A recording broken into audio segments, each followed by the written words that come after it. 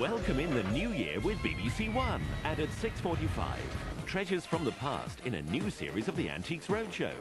At 7:30, time to wheel out the rice pudding and the homemade raspberry jam. but will Henry's cooking save the day in the new series of Pie in the Sky? I just want to dance our steps. There's a network television premiere at 8:20. It's Strictly Ballroom. What is so wrong with the way I dance? I would like to make one or two changes. The stars get into step with Morecambe and Wise at 10:05.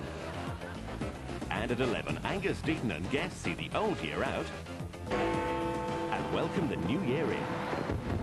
Have a happy new year with BBC One. The Babes are back. Dawn French and Jennifer Saunders, Okay, we got an emergency here. as you've never seen them before. Watching there, babe. Please come through. I know you're there. We didn't want to get in your way. We'd be ruining it, wouldn't we? Be quiet. The return of French and Saunders, Thursday at 9:30 on BBC One. A&E, Accident and Emergency, Casualty, coming up in 15 minutes. And first on BBC One, what a great way to end the year. A win on the National Lottery, and it's a rollover week. So what would you do with a rollover jackpot win? What a question, you can't ask that. Nice big house, car. I would open a home for all the people so my mum can go in. Just have a good time, really, I think. Helicopters, planes, holidays. Save a little, spend a little. Just really be extravagant and spoil myself. I'd spend it on my girlfriend and our 7 children. That's what I spend it on. Pay my bills. This is my wife. No, she'd probably spend it. I like a nice car, a really nice convertibles. I'd take all my friends out to the Bahamas for a big party. It could be one of them. It could even be you. From the BBC Television Centre in London, it's a special rollover edition of the National Lottery Live.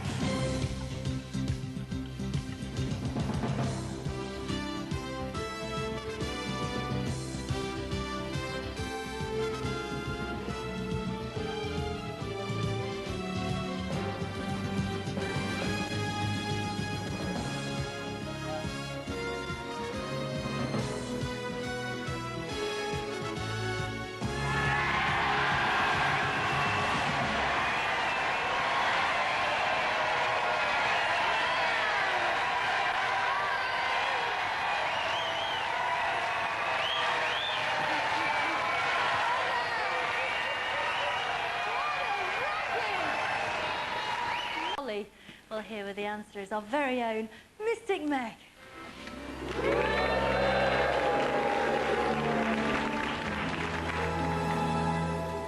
The moon spins fortunes for Aries and Taurus, and a ticket bought at 1:45 today.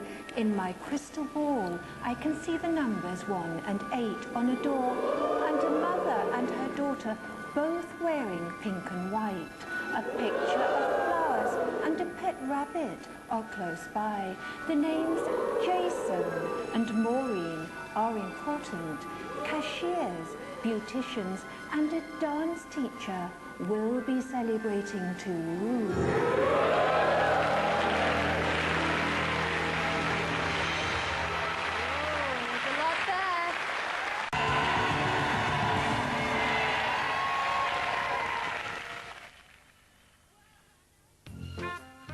Henry likes the good things in life. Good. I do appreciate your cooking, Henry, that fish fry thing the other day, for instance. And the occasional bit of excitement.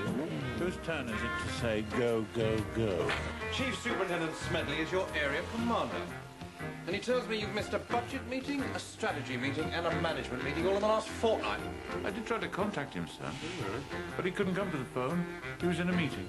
The return of Pie in the Sky, New Year's Eve at 7:30 on BBC One. I'm on my way. Not in that cardigan, you know. Patricia Routledge takes on a new identity as Hetty Wainthropp. She's an extraordinary woman. Not exactly Miss Marple, but... Eureka! Excuse me, Mrs. Wainthropp, before the little grey cells settle into their stride. Hetty Wainthropp investigates. Follow that cab! New drama for BBC One, Wednesday night at 9:30. A narcic comedy with Rick Mayall and the other young ones over on BBC Two now. And here on BBC One, medical matters go from bad to worse with outside interference.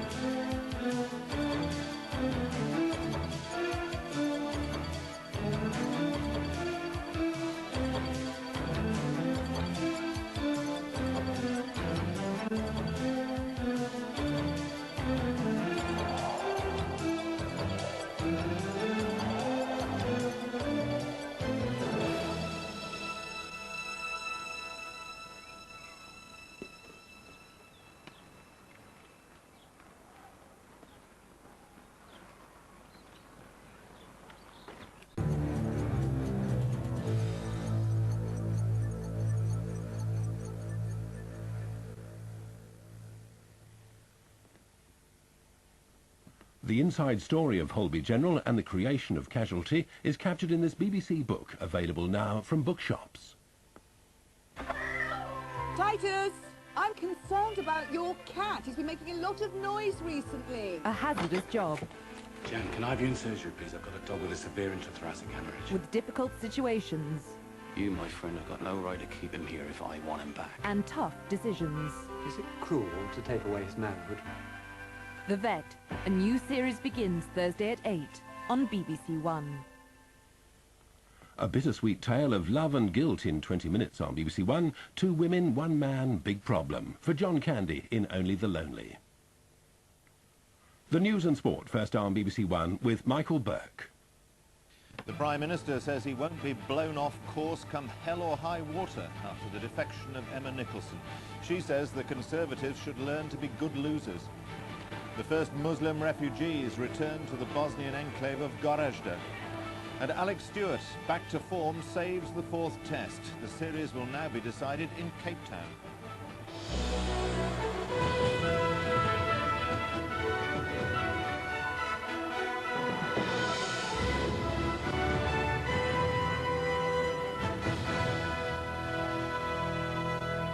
The Conservative Party has been trying to minimise the damage caused by the defection of the backbench MP Emma Nicholson to the Liberal Democrats. Senior ministers are suggesting she left because she didn't get a government job. John Major says his government will run its full term into 1997, despite a majority now down to 5 and likely to fall further. Our political editor Robin Oakley reports. The second Tory MP to defect to an opposition party within 3 months faced bitter attacks from former colleagues today. But she was proudly paraded by her new party leader, who claimed she was voicing the thoughts of hundreds of thousands of former Conservatives. Emma has made it quite clear that she could not have gone to any other party but the Liberal Democrats, and I think that tells you something about the way people feel in this country. The new Liberal Democrat insisted the Tories had lurched to the right and rejected claims she was a disappointed careerist. Actually, the Conservative Party has shifted, not somebody like me. I think it's time that Conservative Central Office learned how to lose gracefully. But the focus of media attention was again criticised for inconsistency by the Deputy Prime Minister. I was certainly surprised. I went to speak for her just a few weeks ago, and she was talking to me about what prospects there were for her, what preferment potential there was for her within the Conservative Party. That didn't sound to me like someone who's about to lead it. Labour insisted the government was falling apart. It's a devastating blow for Mr. Major, a further example of a government disintegrating before our eyes. There was certainly no good news arriving at Mr. Major's Huntingdon home today. Colleagues said he was disappointed but resolute and had told party chairman Brian Mawhinney, "I won't be blown off course come hell or high water." Amid today's recriminations, the Liberal Democrats remain jubilant about their acquisition of a respected Tory MP. But Mr. Major made plain in a BBC interview that neither deaths nor more defections would deflect him from his aim of soldiering on until 1997. Robin Oakley, BBC News, Westminster. Conservatives in Emma Nicholson's constituency described her decision as a slap in the face for local party workers. Liberal Democrat officials said they were astonished by her defection, and it would take some time to adjust to the news. This picture of Emma Nicholson has already been unceremoniously removed from the gallery of Tory luminaries at Oakhampton Conservative Club, as a stunned local party tries to come to terms with events. The constituency chairman insists Miss Nicholson had never expressed discontent with government policies and had never hinted at defection. My first reaction really was one of anger. That, as I say, that so many people who'd worked for her for so long have had this slap in the face. On the streets of Oakhampton, local opinions were divided. She's a good MP, and she's done a lot for West Devon, and I think she'll be good for the Liberals. I think that she should have had the guts to resign, and I don't think the Liberal Democrats should take her on. With a long Liberal tradition here, the seat's a key target for Paddy Ashdown's party, and the unexpected recruit was winning only a guarded welcome. I think it'll take a certain amount of time for them to readjust, yes. Here we've had someone who we've lambasted, now we've got to turn a complete circle and take her onto our side. With Miss Nicholson having decided against fighting the general election, both the Liberal Democrats and the Conservatives will seek fresh candidates in the new year for a contest in a marginal where little more than 3,000 votes divides the two parties. Martin Dahl, BBC News, Torridge and West Devon. As part of the Bosnian peace agreement, 70 Muslims have returned to their homes in Gorazde, which they left during the 4 years the town was under siege. Gorazde is a Muslim enclave. The Dayton Agreement gives full control to the Muslims and Croats, together with a corridor connecting it to Sarajevo. The Muslims' journey from Sarajevo was supervised by NATO forces. It was a bus journey some had been waiting 3.5 years to make. The trip home from Sarajevo to the Muslim enclave of Gorazde. The Dayton peace deal promises freedom of movement, but there were NATO tanks just to make sure. It was an emotional and for most distressing ride through the Drina River Valley, an area where Serb ethnic cleansing reached a frenzied peak. There is hardly a Muslim left in this valley except for Gorazde. They lined the streets to meet the bus, some waving, others weeping with joy. No town was more heavily shelled or cut off as long. Now at last it was open again to its people. It's been a long, long wait. For many here it's been years. Now it seems as if all of Gorazde has come out to meet the friends and loved ones kept from them by the war. It was time to welcome home faces they thought they might never see again. The last few moments an agonizing wait.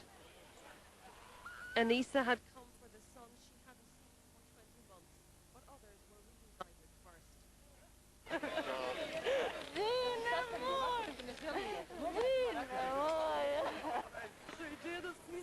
Don't cry, my son, she says. We'll be happy now. Everyone has come home. Please, don't cry.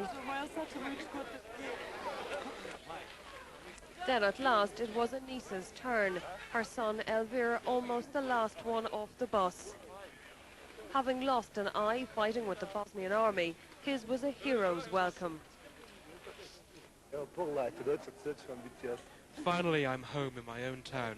Just look at the welcoming party. The faces speak for themselves.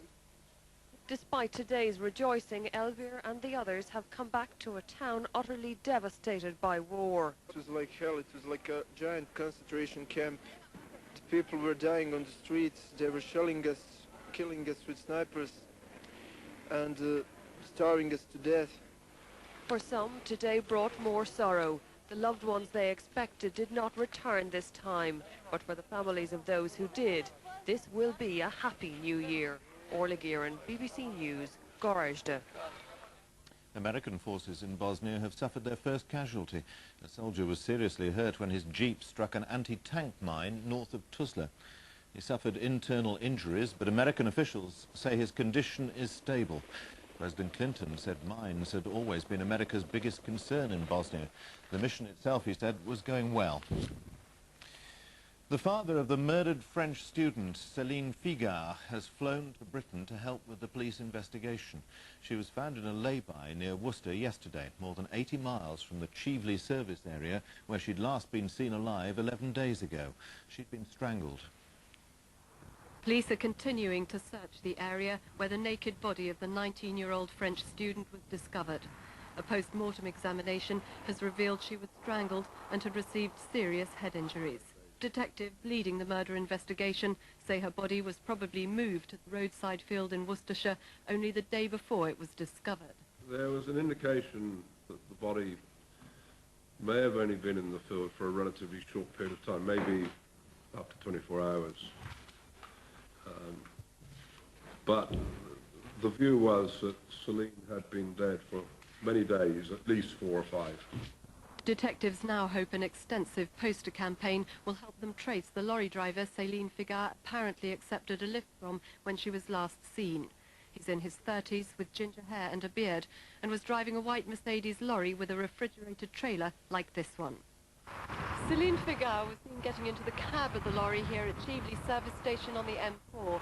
Police are now trying to piece together what happened in the following 11 days before her body was discovered more than 80 miles away. Margaret Gilmore, BBC News at Chieveley in Berkshire.